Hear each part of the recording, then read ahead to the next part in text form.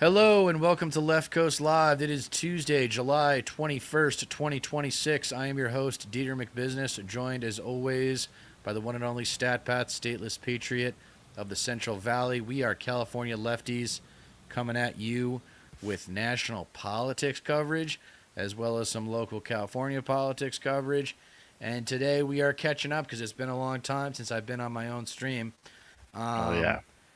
Um, but now you sound good. Yeah, I figured out the problem was I was adjusting the microphone on my own StreamYard and not yours.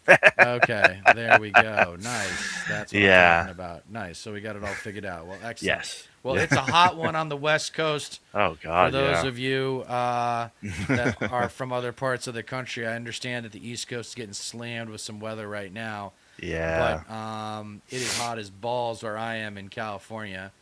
And it's confirmation that global warming is indeed real. Climate change is Yeah, of indeed course. caused by man made activity Mhm. and we're all the worse off before it.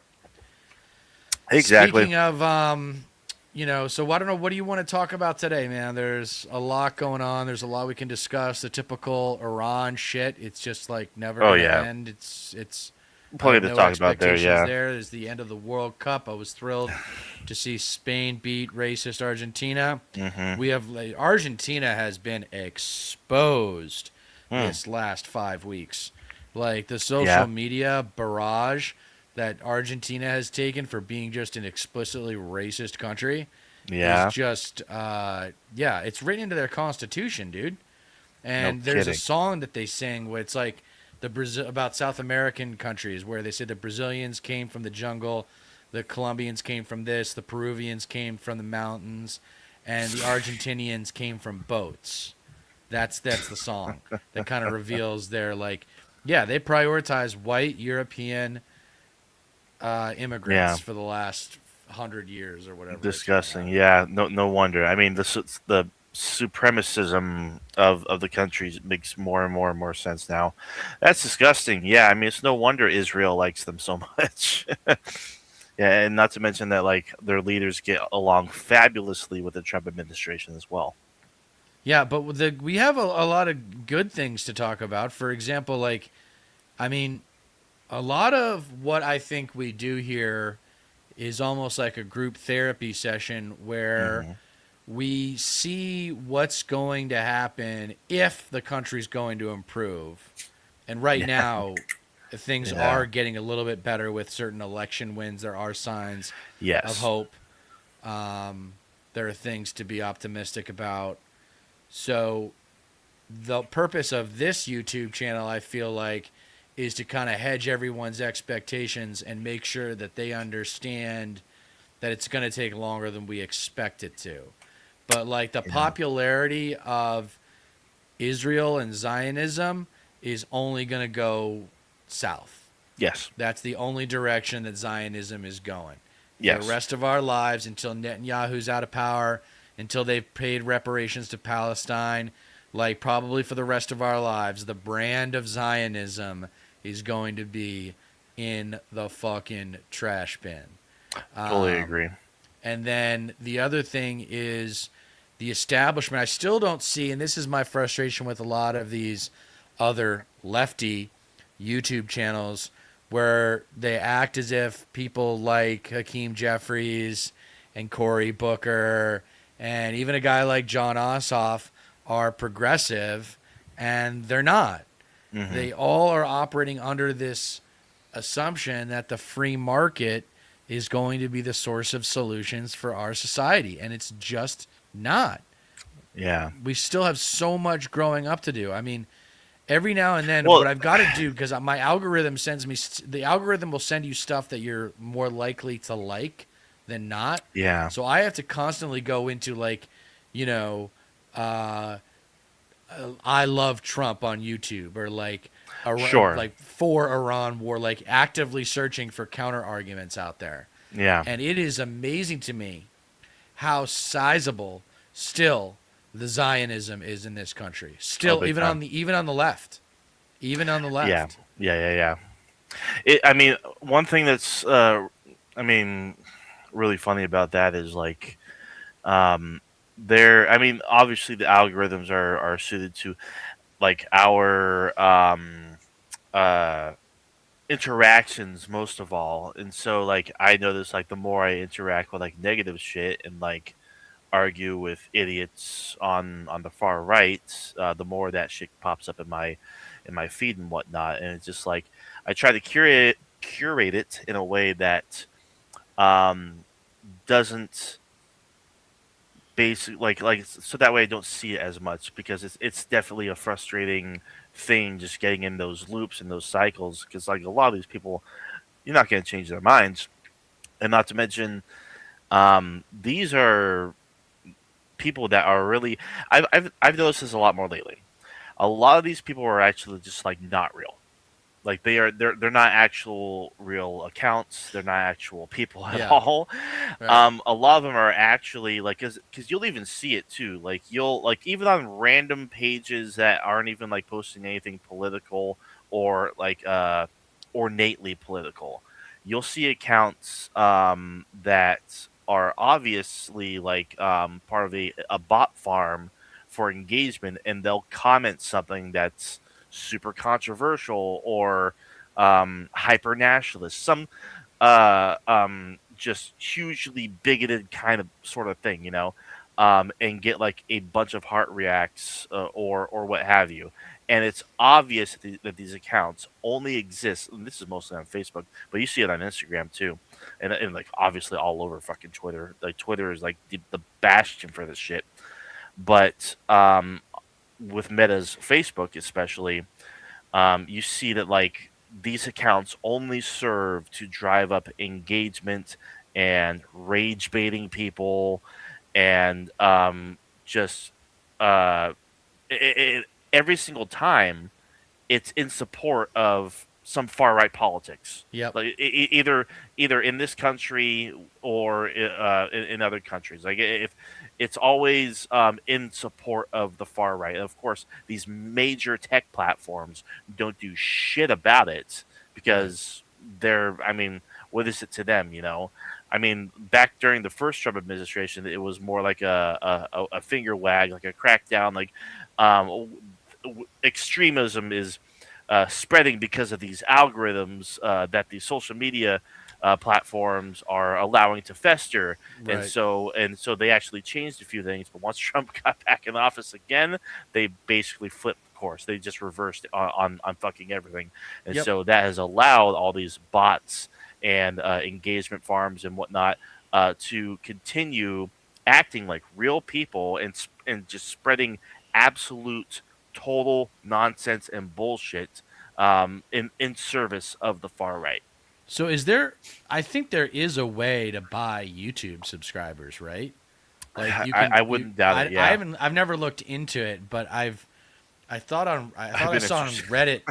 I thought I saw on Reddit a while back where you can like, yeah, you can like hire somebody to like create bot accounts and hmm follow you and to jack up your subscriber numbers. I wouldn't doubt at all that that's how a lot of like major accounts and influencers have Right. gotten a lot of their following as well, because it's like, well, Yeah. who the fuck is this person? They got Yeah. what they get famous for? What do they have a following for? It's I just like saw I someone wouldn't doubt that at I all. saw someone recently who's like not in the same space we are, but someone that started their channel May 25th and hmm already has 4,000 subscribers. Yeah, And I'm like, what the hell? Did you no, just? right. I mean, because I know you can I mean, buy advertising. You can buy yes. advertising, but I don't know if it works. Yeah, I mean, it definitely depends on the platform too, because I know on Facebook you can literally pay to boost your posts. Right. You can pay a certain amount of money for a post of yours Right. to get more exposure. Exposure. Right. Yeah, yeah, and therefore more engagement. And yeah, so it's basically like you're buying um, more eyes on your content, Right. essentially. You know, I'm not sure how it works on YouTube, obviously, but otherwise, like I definitely gonna move on that. But the thing is, like, I don't even like post actual videos or clips on this channel anymore. I just use this channel to to go live. Stream, yeah. Yeah, but I assume that is uh, there is an ability to do that with YouTube and the like our accounts on here basically. Right. Yeah. Fire up the chat, guys. We'd love to talk about whatever you want to talk about. We usually cover the, you know, daily events. But today there is an essay that I'm working on that I just wanted to show a video clip of real quick because I don't think this guy gets enough shit. Is this the Hutch guy? Hold on, no. No. There's a reason why I came to a business school Oh. instead of a school of government. I actually believe that capitalism is the greatest force for prosperity and opportunity the world has ever known. And I believe in private enterprise, not government, Boo. but innovators and risk takers and Listen. makers and doers, driving job creation. But I Entrepreneurs, also yeah. believe in a higher principle, which is we're all in this together. Right. Okay. So That's like there okay. it is. We're all in there's this together. What does that fucking mean? that's a confliction. Right. It's a conflict. Right? It's like literally definitionally a conflict of interest. Look no further than the like Vosh like is one channel one like major lefty like actual socialist who doesn't even he thinks democracy is dead essentially. And Yeah, the thing I saw is that, yeah. the thing is capitalism is and always has been at odds with democracy. Yes. So you can't have it both ways because you were saying earlier how like all these Democrats still are so adamant in their belief in a free market and shit, but the free market it just leads to what we have now. The If unregulated free market, yes. Exactly. the Especially if it's less you regulate unregulated. it. So And the thing but that he doesn't do. Oh, go ahead. You finish your thoughts. well, I mean, and so like all these smears against leftists who believe more so in like social democracy and democratic socialism, at least like heavy regulation on capitalism. It's like we're trying to save capitalism from itself, but not even people like Obama or his ilk can concede to that because Right. they can't come up with I mean it could be a whole number of things, but you're not going to convince the big money business interests that these democratic socialists or whatever are not to be feared because they want fundamental change because the system as it is fundamentally broken. It works as it's supposed to in service of the billionaire class. Right. And so Right. like with that and that's why you're not going to have like actual like principled lefties understand like capitalism has got to go. There is no future. If you believe in democracy, you can't believe in capitalism go. because the you can't you can't democratize prosperity. You can't democratize entrepreneurship. Or I mean, business in general. I mean, you can if the system was actually built that way, but no, it's a shrinking and shrinking pool of the of ultra wealthy people that are all in the same club, like insider trading and whatnot, just enriching themselves at the expense of everyone else. That's how the system was always going to end up. Like if anyone actually like read Marx or understands like late stage and end stage capitalism, just consolidation. The more regulations are done away with. I can't believe like Obama of all people can't like understand that shit. He should. Well, but you have to remember Obama was a boomer and he Yeah. was a product of the Cold War, and he also just he went to the institutions. He went to Harvard Law, Mhm. and he didn't go to government. He didn't go to a school of government. He went to law school. Yeah. Different thing. Exactly. And he I just when you look, I mean, Obama is the classic impetus for talking about the difference between liberal and progressive. Hmm. And Obama was a liberal, and he never claimed to be progressive, never. No. But for him to go to Northwestern, one of the two big schools in his hometown, Northwestern and University of Chicago, and he goes to the Kellogg School of Management instead of the Public Policy Institute at either U Chicago or Northwestern, because he thinks that capitalism is going to lead the way. And like you're saying, capitalism works for the advantage, the 10%, top 10% at best, top 1% realistically, right? Yeah. Government is supposed to serve the less advantaged. Government's supposed to serve the people that, can't really get on without help, right? It's like, Yeah. when in doubt, talk about healthcare. What's the point in having a society, is healthcare a right or a privilege? Of course it's a right. Yeah. Of course it's a goddamn right. What's the point in having a society if we're not going to take care of each other? Plus, take away the moral issue. It's bad business to have someone who can't function, who's not healthy. They don't contribute anything to society, Yeah. right? Yeah. And Exactly. So it's in everybody's best interest to have a healthy population. And one of the health issues that, I think a lot of the time too, you and I work together, it's just like thinking about stuff that no one else is talking about. Like, Exactly. Yeah. you want to talk about health in America, it starts with obesity. Like you tell people that I think it's 45% of whites, 55% of blacks and Latinos, something like that, are obese, not overweight, obese. Hmm. I'm overweight, but Yeah, I'm me not too. obese. Yeah, when you get north of 30, it can be tough to not be overweight. Right. Yeah. But No, I mean, it's. I no mean, one talks about this shit, dude.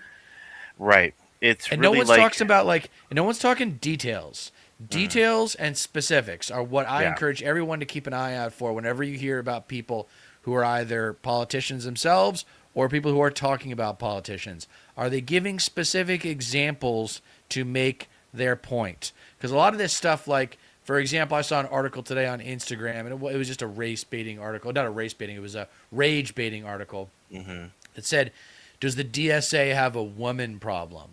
I'm like, oh my God, are you Right. fucking Yeah. kidding me? It's like, are you kidding me? Like, I would even go so far as to say DSA is probably like majority women.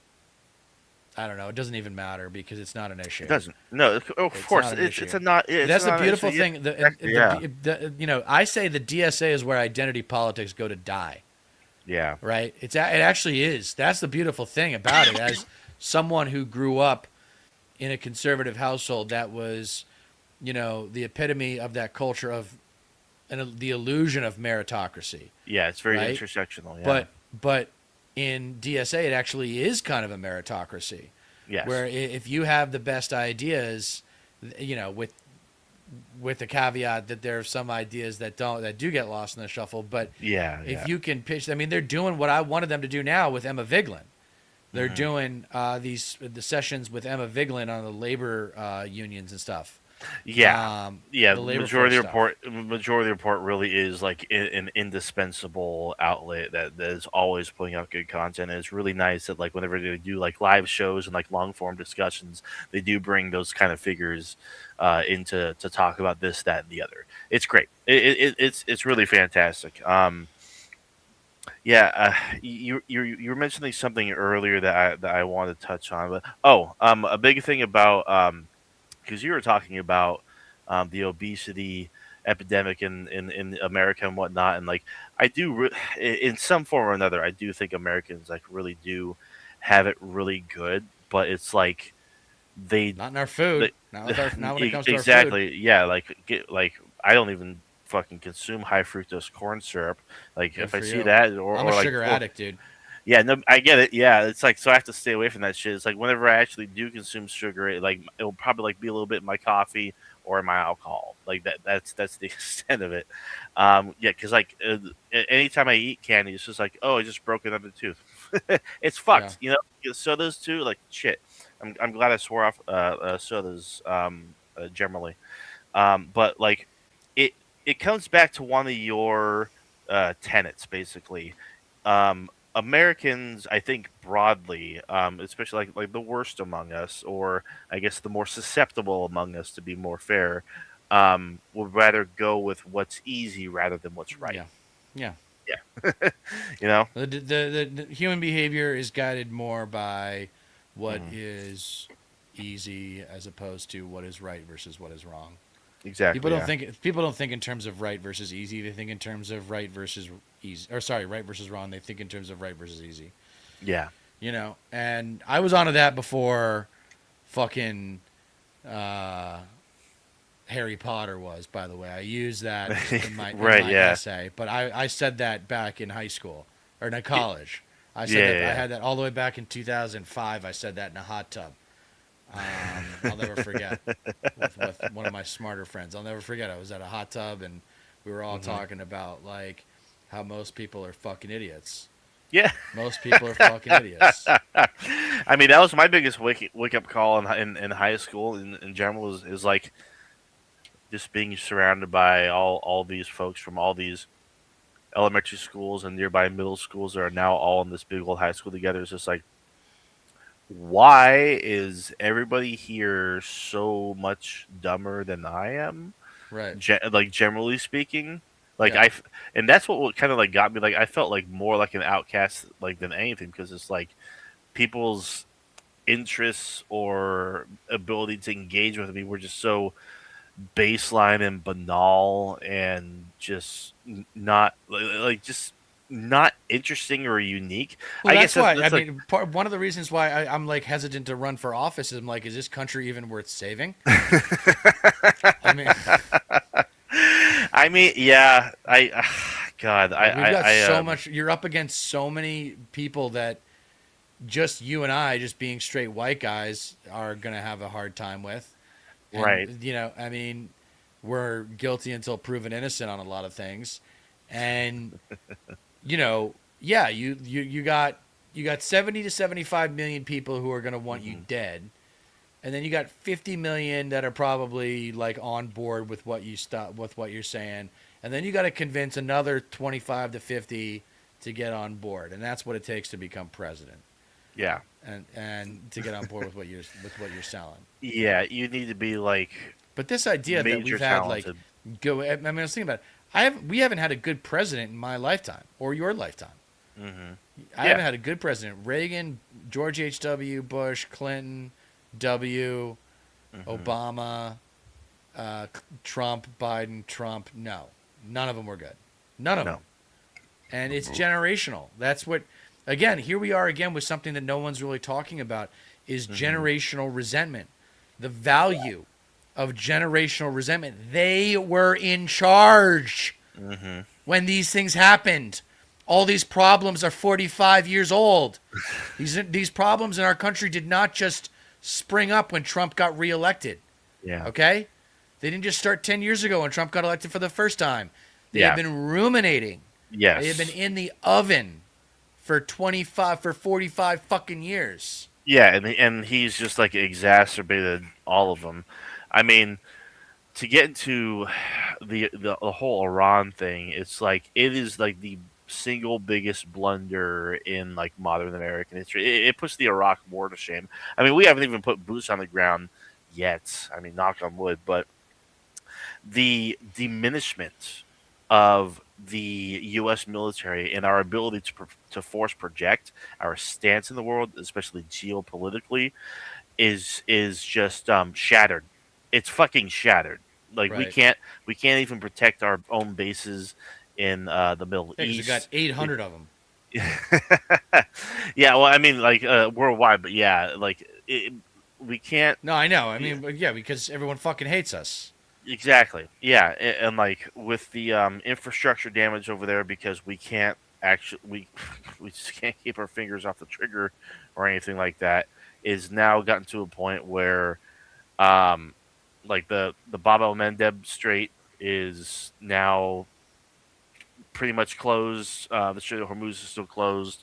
The only way that oil is actually getting anywhere out of the Middle East is through the Suez Canal, which is very narrow and shallow.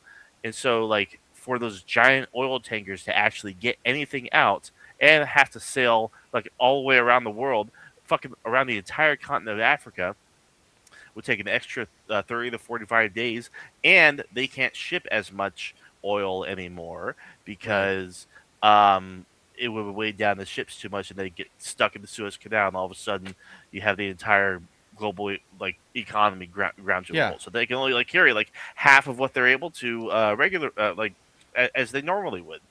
Yeah. It's just absolutely fucked. And meanwhile, Iran's making money hand over fist. Um, the U.S. is still running out of munitions and shit.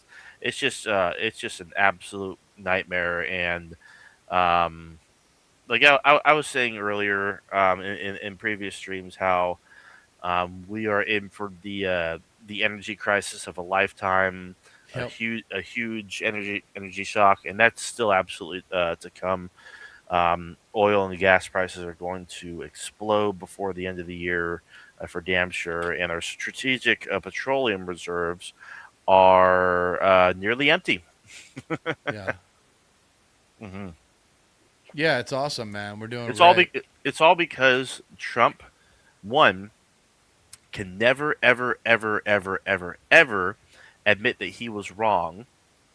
His ego is way too fucking fragile for that shit.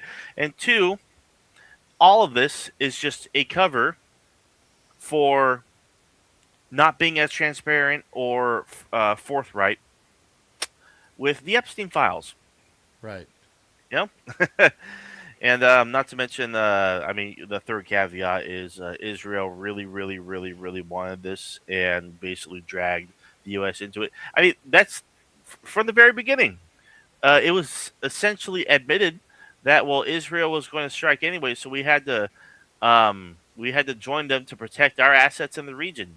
Basically, Right. like I think it was either Marco Rubio or Mike Johnson that admitted that. I think both of them even fucking said something along those lines. So it's just like, here we are. Yeah. Thanks, Israel. Thanks, Trump. Yeah. I don't think it's going to get any better anytime soon. I mean, it's all kind of, we're just holding our breath till the midterms. Now that I'm in my 40s, time moves a lot faster. So it's Yeah. like, the midterms are just a couple of pages away in the book to me. To Yeah, you, no it's a kidding. little bit longer, but, I mean, shit. Yeah, I just turned 31 a couple weeks ago. It's like, oh, nice, damn. dude. Hey, man, I'm jealous, man. I'm jealous, dude. You're going to be alive a lot longer than I hmm am.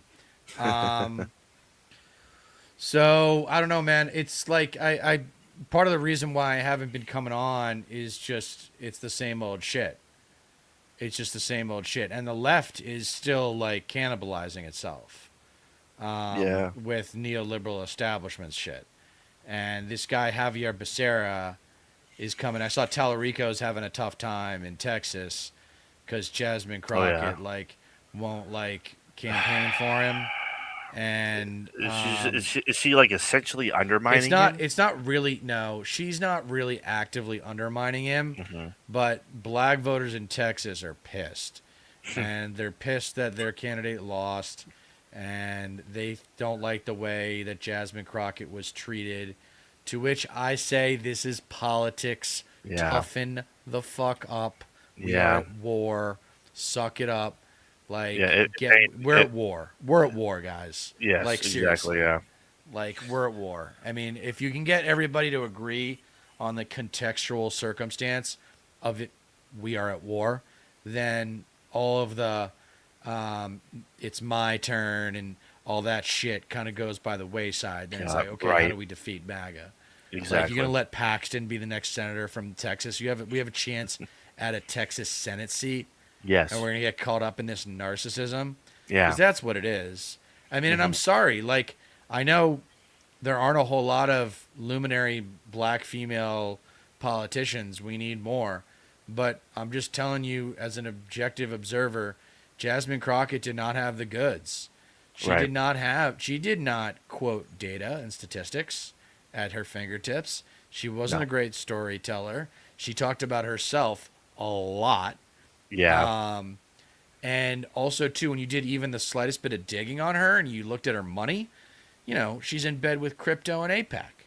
So Exactly. Yeah. how am I supposed to take and then on just a personal note for you and me, she Hmm. comes into California and endorses Javier Becerra. And I'm supposed to like Jasmine Crockett? Right.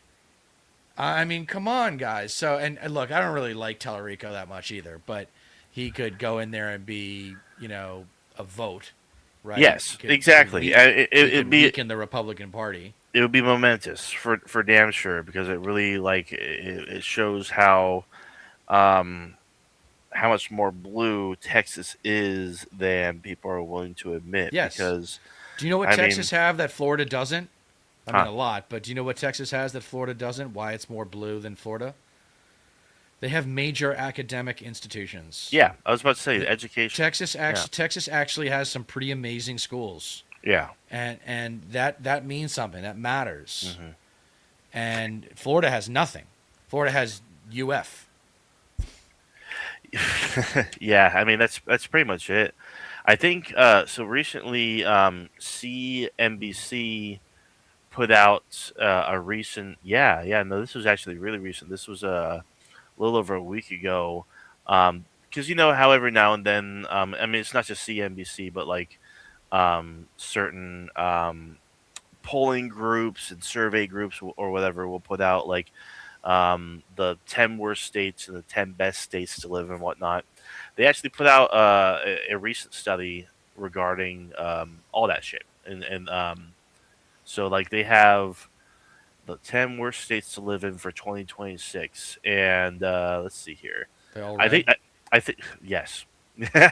Spoiler alert, they're all fucking deep red Republican states. And it's in no particular order here, but I think it's uh,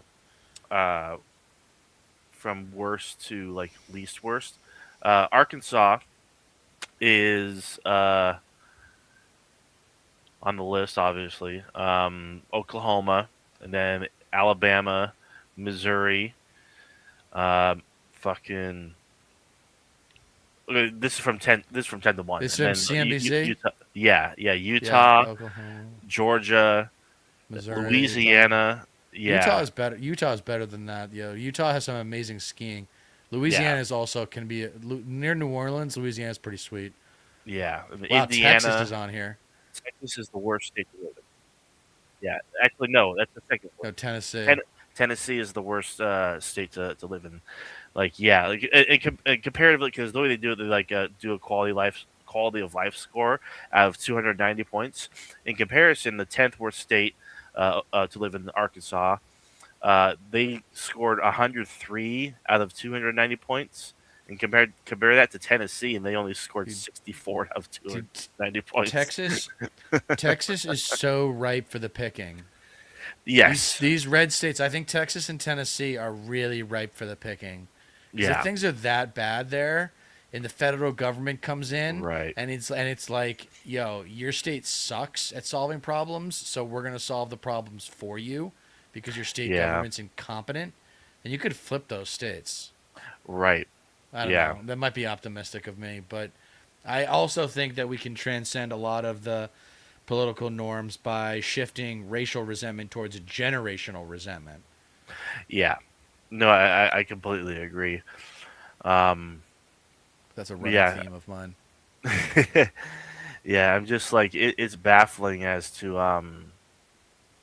how like because like I mean look at I mean Kyle Kalinske has said it like multiple times too. Like you, if you actually were to divide America between like the deep red states and the blue states, the like if they were on their own two countries essentially, the red states would fall the fuck apart. Like Yeah, it they would would have just nothing. deteriorate because they Yeah, they're dead are. weight. They're Yeah, dead they weight. are. They literally fucking are. They're Like, dead weight. No, it's time to like. That's the other thing that's been helpful about this channel is me just getting confirmation that about how to talk about conservatives because yeah, I surprise people with how ruthless I am. But right. that's why part of me wants to run for office because I don't think I still have yet to see a political figure exhibit the kind of ruthlessness and incredulity that's Yeah. going to be required to defeat not just MAGA conservatism, all of conservatism, because resistance to change in a world that is defined by change is counterproductive to improving society generation to generation. Exactly. And that's Yeah. just basics. That's just No, it basics. really is. And you don't even need, that's not even political ideology. That is just history. That's just understanding how our world as it is today came to exist. But what percentage of people, what percentage of Americans do you think, adult Americans, do you think understand how our world like came to be? Like like how, they understand the concept of the global village, where airline travel and the internet made everything smaller, and you could get to different places in shipping lanes, international shipping routes. All the complexity and sophistication required. What percentage of Americans do you think really understand that history? I mean, probably like not even a tenth. Yeah, like that's what like I was thinking. yeah, 10%. That's what I was yeah, thinking, about 10%. yeah. I mean, because especially given how like Yeah, I don't know about the, Guantanamo, but MAGA is a terrorist organization for sure. Thank you, Anonymous. yeah, MAGA definitely throw all them in Guantanamo for all I fucking care. Um, yeah, because like the Enlightenment, essentially, the founding of the country, that's where a lot of people don't know. Like that's where liberalism comes from. Right. Our founding fathers were essentially liberals. At least a couple of them. Like of course they're, I think Adam Smith and then Thomas Paine, I believe was another one of them.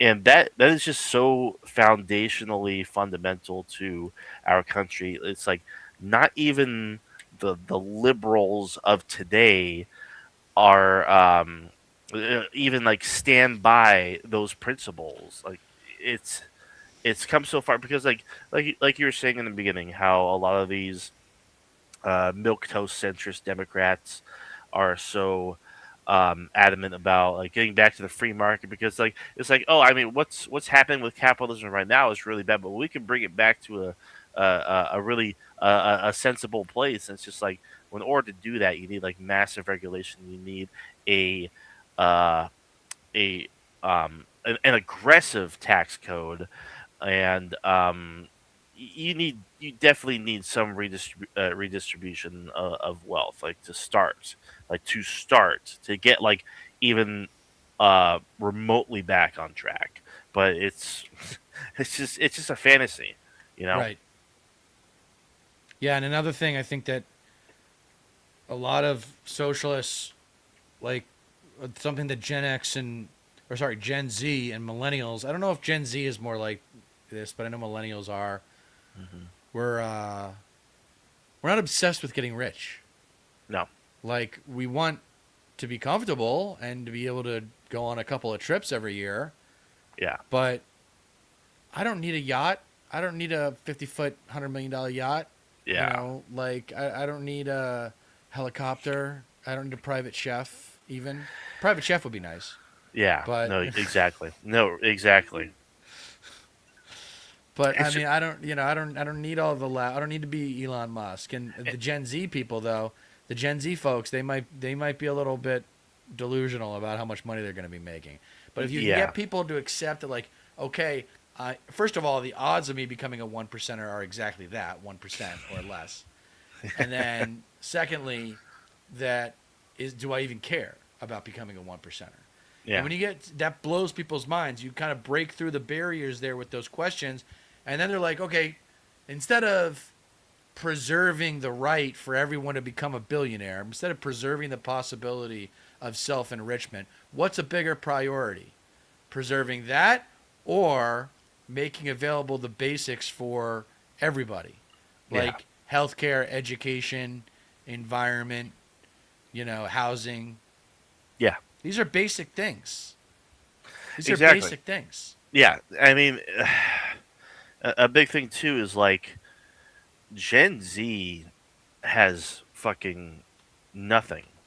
So like the idea that there's like any propaganda is going to sway them into thinking socialism is not the way, or uh, capitalism is actually good. They haven't seen that. They haven't been brought up to actually believe that because they don't have anything that actually shows that. I mean, the baby boomers did. Right. They were given fucking everything, like, actually. Yes.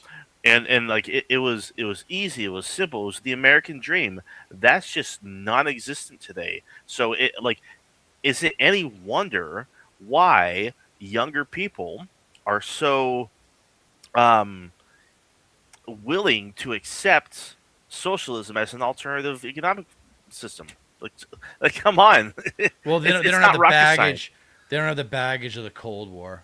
They Exactly. didn't like. I Y- mean, They my weren't earliest heavily news propaganda. memory, Yeah. and I think that's what that lingers in the Gen X generation with my older brothers and stuff. Where my earliest news memory was the fall of the Berlin Wall, which they probably remember fairly well. But they're both very capitalist, Yes. and because it worked for them, they got out before the 2008 housing crisis.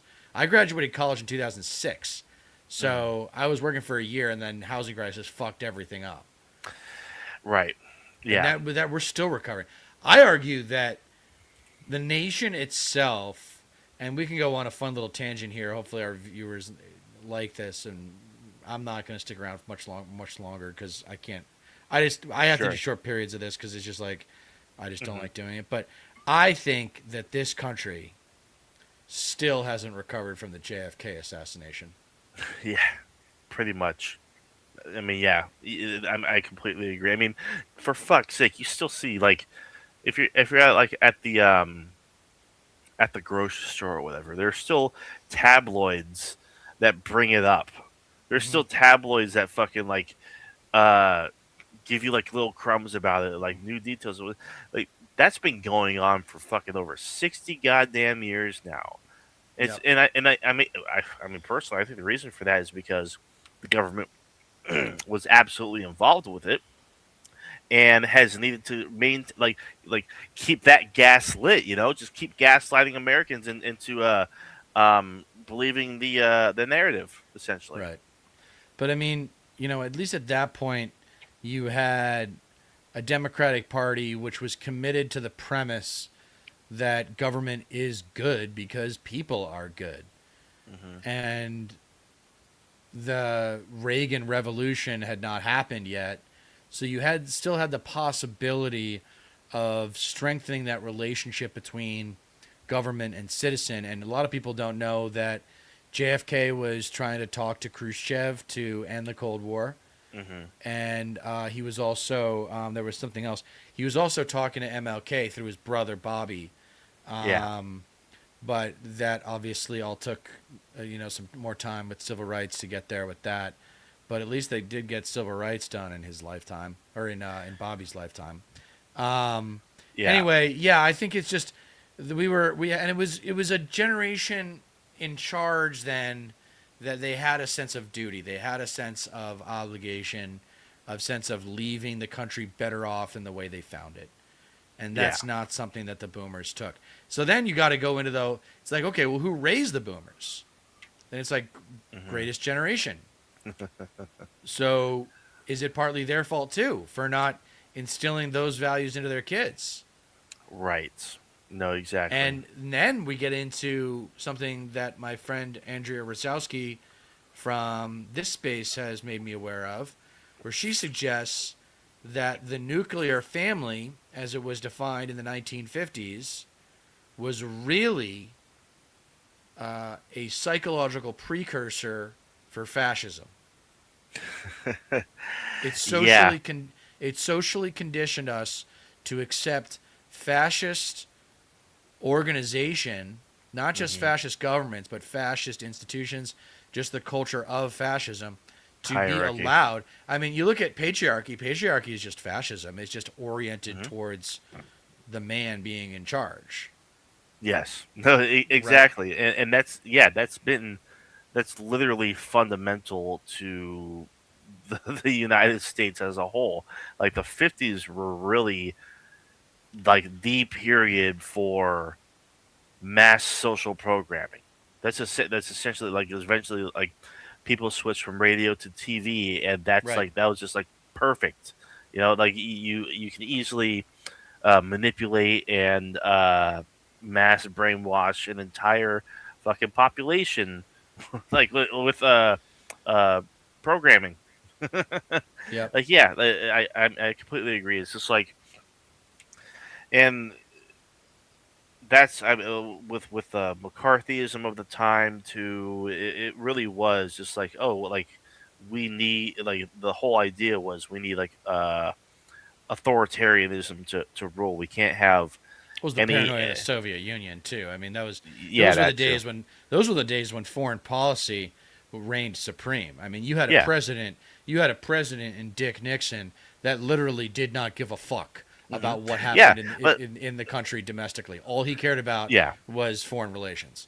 Yeah, but the thing is too, like around that time, at least like the government had a at least a modicum of responsibility, and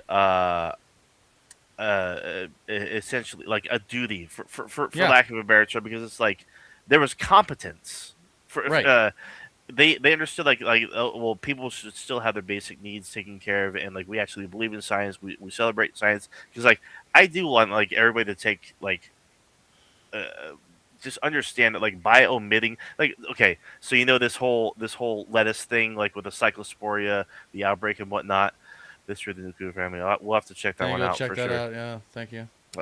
um when it comes to like this whole outbreak with cyclosporia, the explosive diarrhea thingamajig from like the lettuce that was like tainted or whatever, Yeah.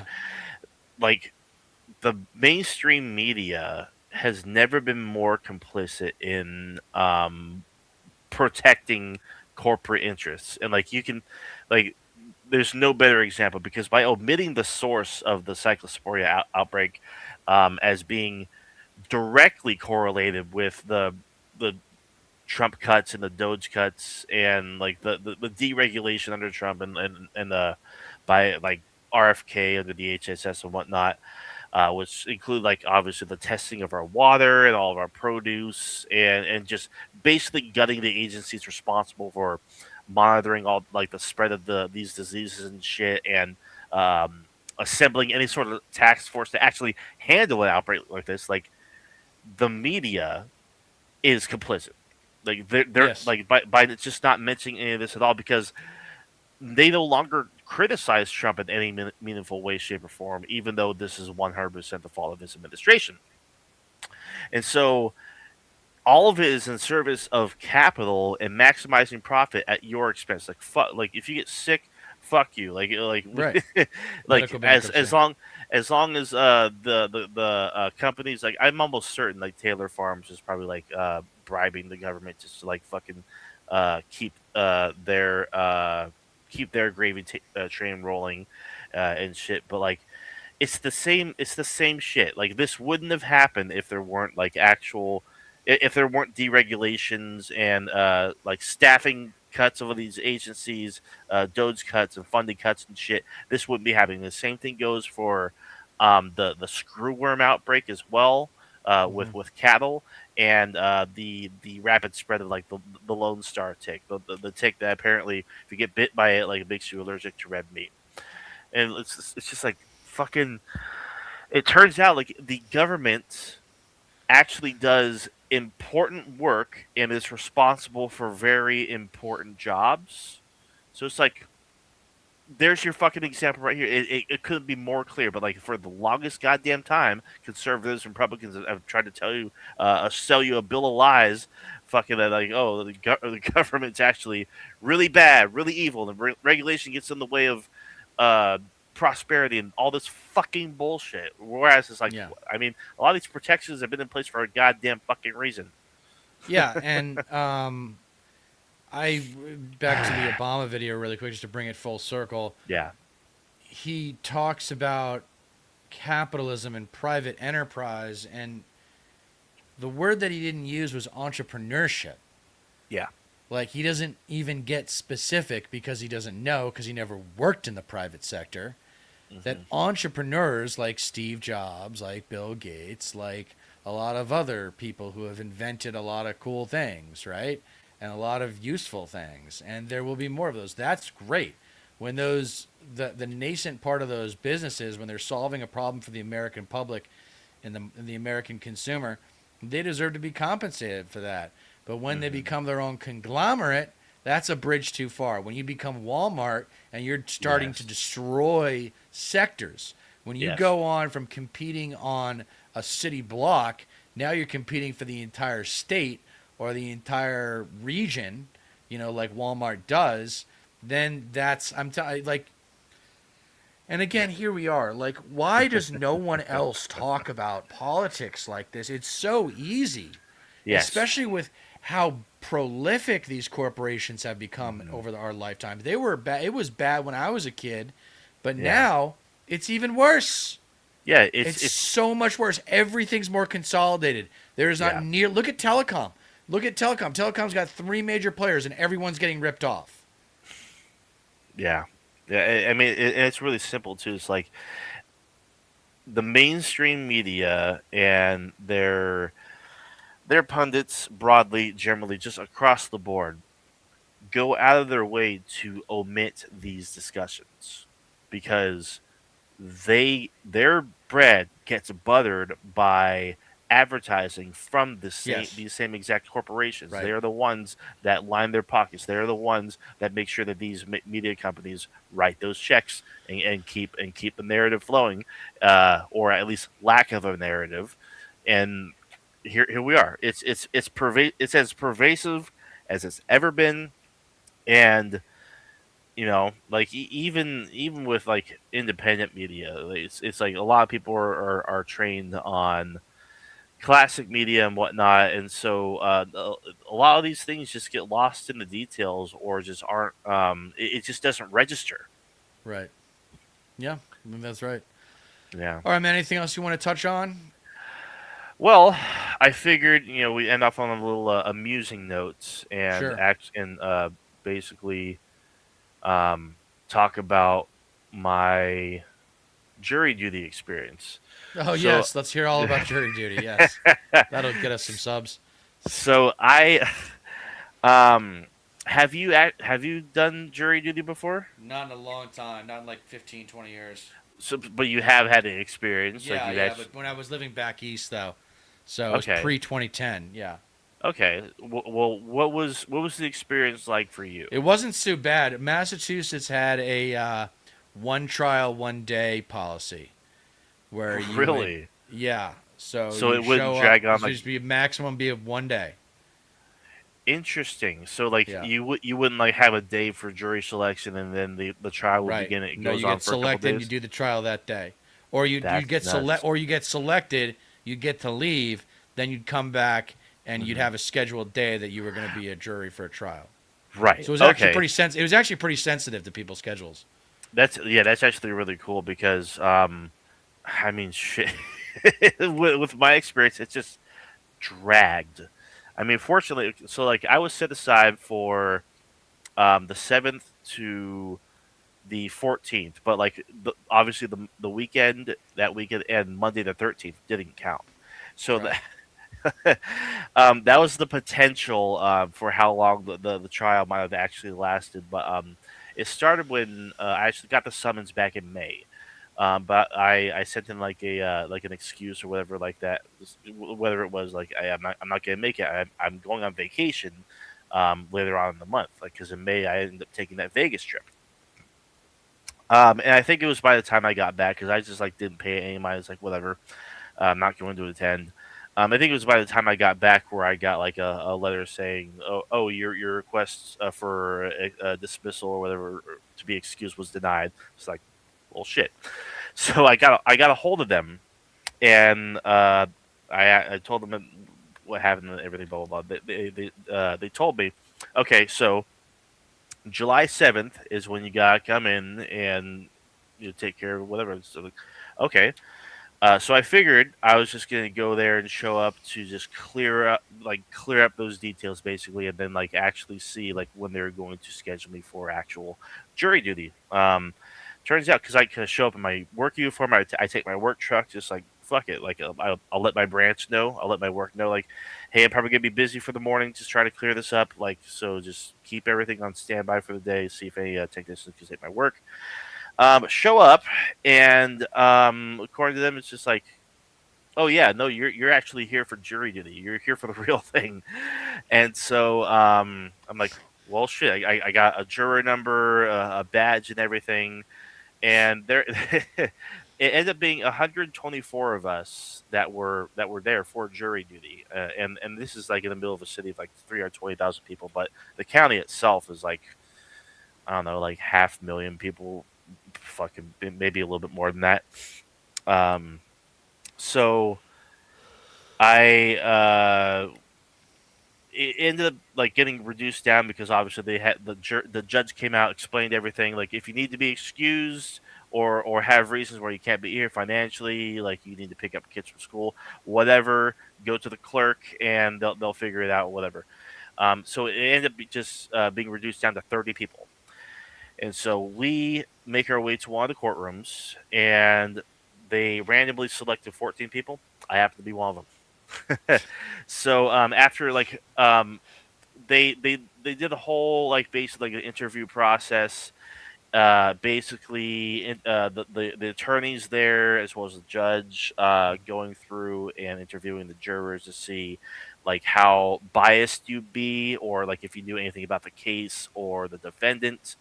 Um, Excuse me, as well as your occupation, or if you've been to jury duty before, and all that. And after a little bit of musical chairs and getting people out of there who would have like been pretty useless jurors, finally settled on 12 people plus two alternative jurors.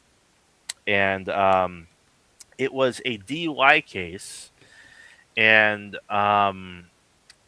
yeah, first impressions were, well, I mean, it's pretty dumb. Like with something like that, it's there's not really much contesting it, especially if there's body cam footage and you brew it.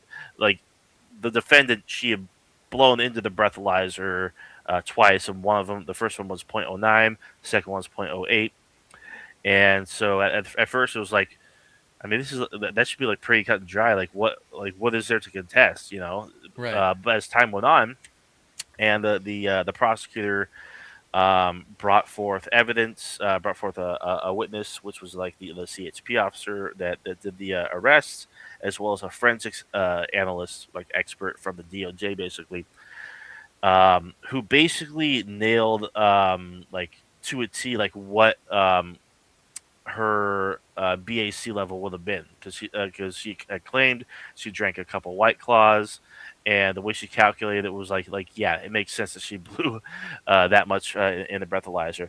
But the defense, they wanted to do basically like um, a test of the machine, like the breathalyzer, to see if it was calibrated right. And that's where it started to get interesting, because it started to seem like for a minute that, because they got the summary of the log of the testing, like how off is it? Because if it was off by a certain amount, it could have been like, oh well, like it's actually um, overestimating her blood alcohol content. But it ended up being the case that actually it was undercounting it. So Ah. yeah, after all the evidence was reviewed and whatnot, and this is like the first day. Um, I mean, it was a neat experience. Like we had an hour and a half lunch, and so there's this bar and restaurant across the street. So I would just go there during lunch and like have a couple drinks and eat fine ass food. It was actually pretty good. But it just dragged. Like I remember like almost falling asleep during the second part of the first day, the first trial. Like yeah, I mean, because the whole first day that was jury selection. So like the next couple days were the actual trial, but the last day, the defense actually pulled like a Hail Berry and got a guy from the University of the Pacific to come out and be like, well, yeah, I mean, I, he he seemed to know a little bit about alcohol and like people and like they and how people react with it, and like how much you can drink and still be okay, because ultimately the case was about buzzed driving and like impaired driving, not drunk driving. But yeah, after all that, they did their closing arguments, and go to lunch again, and fucking come back up. We figure out the whole jury deliberation thing, and the closing arguments and the defense just did not have a good closing argument at all. It was just it's just like it just fell on their face. It was Please, basically please, please don't fuck us. no, Please give us the minimum sentence, right? That's what yeah, sentencing ended up happening a couple days later, but the charges were I forgot to mention this at the beginning. The charges were driving. First one was driving under the influence of alcohol, and the second one was driving under the influence of alcohol with a blood alcohol content of 0.08 or higher.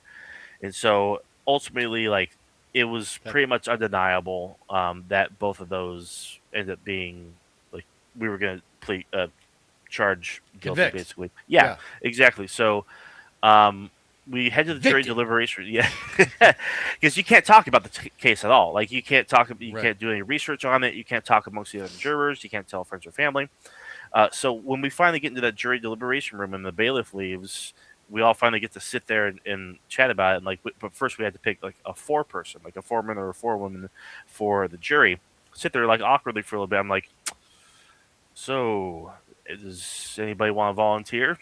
And get like a few chuckles here and there, but no one really like sets forth. I'm like, everyone, it's a man. Yeah, countdown. fuck it. Awkward. Yeah, you so stepped up and did it. yeah, I'm like, fuck it, I'll do it. Oh my god. Literally, Good yeah. for Yeah, like I kind of Good knew for from you, the beginning that like I'd end up getting to that point anyway somehow, but like I mean, like I just took the opportunity, I suppose, and it literally only took 10 minutes for us to discuss everything, and Yeah, we because just it's all about basically the agreed. evidence. Yeah, it was cut and In a dry. case like that, I think 90% of most like law Uh is huh. just evidence. It's just what does the evidence prove, and if it doesn't, and if there isn't a sufficient evidence to prove guilt, Hmm. then then if you got good defense lawyers, you got a good chance. Yeah. That's I So think how our system works. so the funny thing is, because like we would all enter the room together between breaks and whatnot. So that include the defendant, this uh, white chick who's a couple years older than me, and her attorney, obviously the prosecutor, which was the district attorney. And so like everybody would come together, so everybody knew like what the defendant looked like, and we saw like the body cam footage of the evidence and whatnot. And before we went to jury deliberation, we took a quick break. So I decided, fuck it, I'll just run down to the restaurant across the street and just grab a beer. I got like 15 minutes. Fuck it, I can do it. And I shit you not, I see the defendant down there too. Like just Oh my god. briefly as I'm leaving, and she saw me too.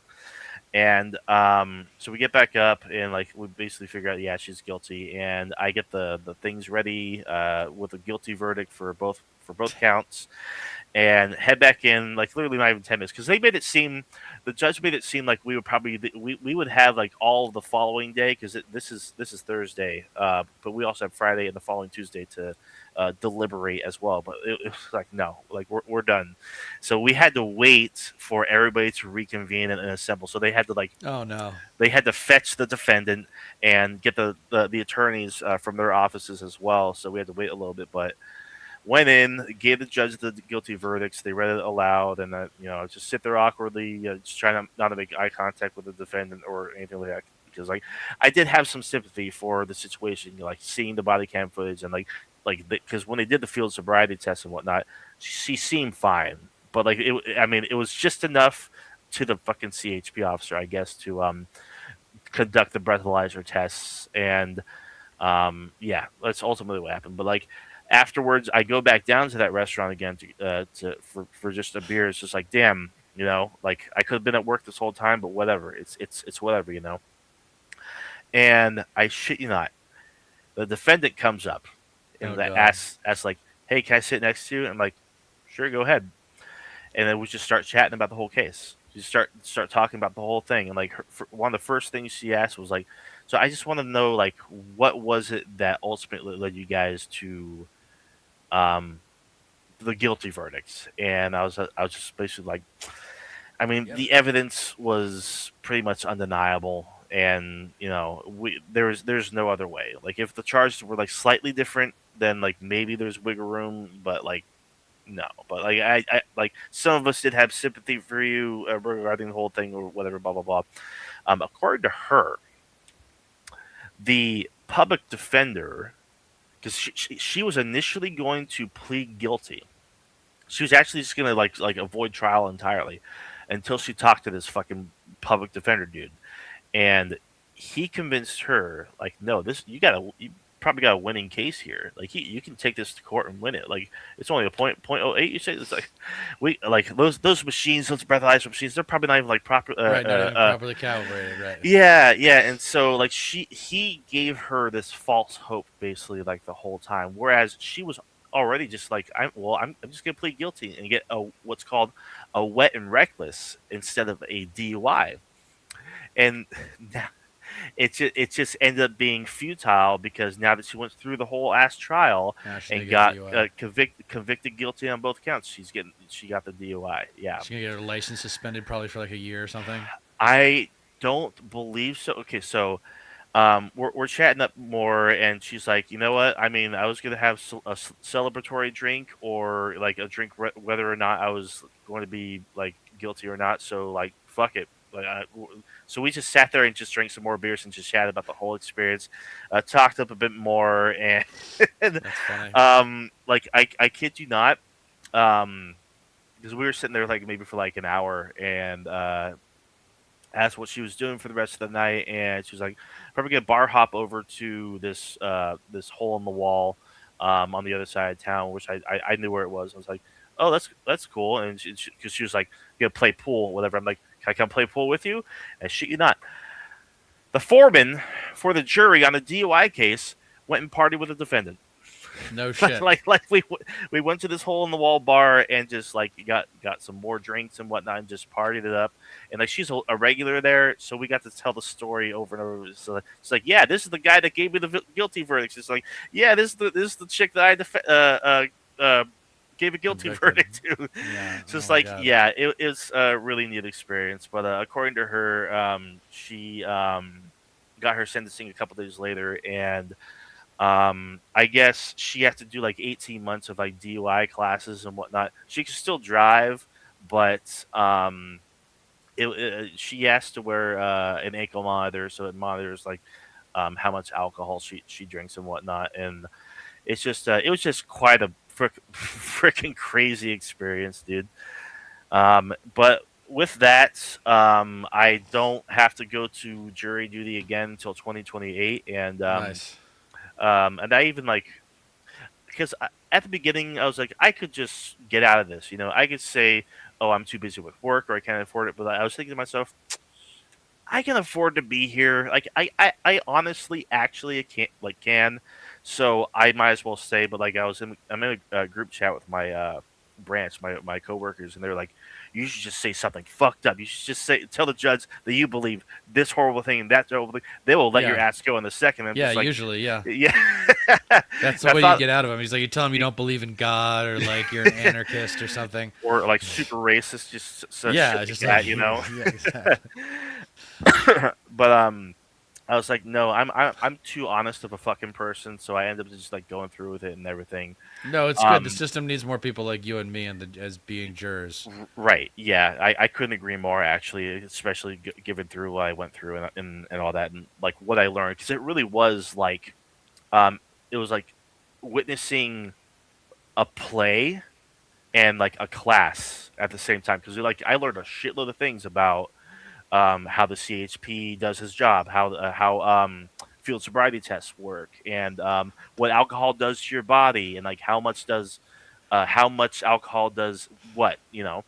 And just a whole slew of things. Not to mention the way that the attorneys interacted with the judge. It's just a lot of it reminded me of like the various like TV shows or movies that like have like settings in courtrooms and like legal battles and shit. It was really really interesting. But I did a little research and like I was wondering, well, am I getting paid for this? Am I getting paid for jury duty?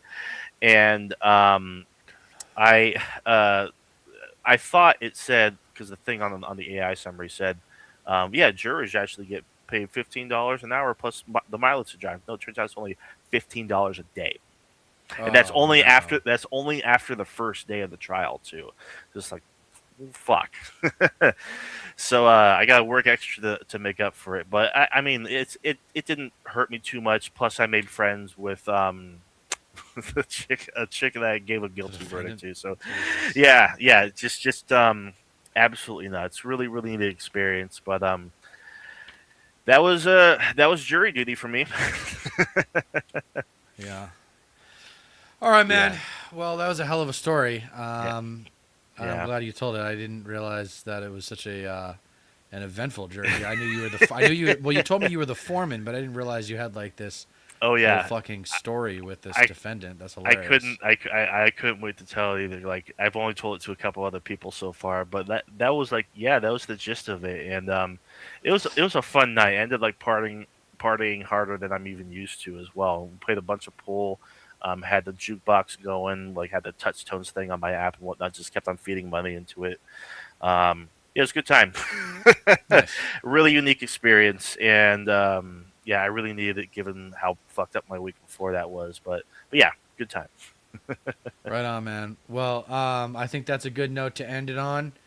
Um, Yeah, I for agree. those of you who are not subscribed, thank you for please subscribe. Please like, share, and subscribe. Please Hmm. subscribe to Stat Pat's channel, Stateless Patriot.